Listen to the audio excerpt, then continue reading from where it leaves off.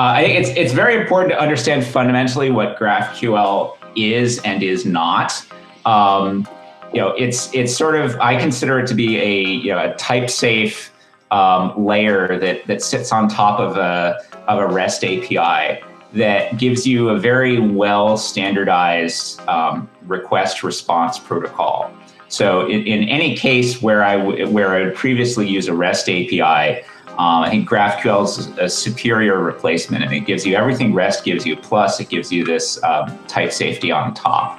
Now, it also addresses some server-to-client messaging through subscriptions, which I'll get into later.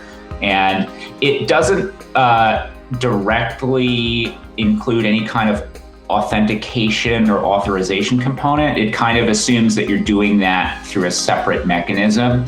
But it's pretty simple in that your request would generally carry an authentication token, and that you would use some other system to authorize requests.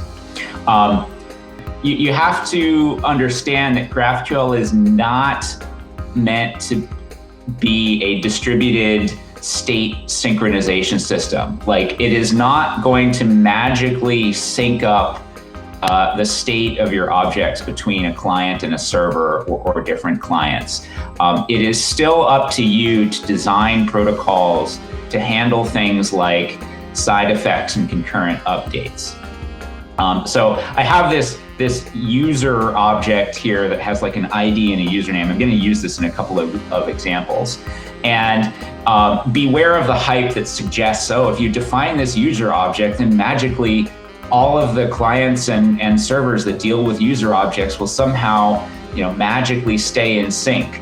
That is not true. GraphQL gives you a very solid request response protocol, but it does not give you sort of automatic universal synchronization of all your objects.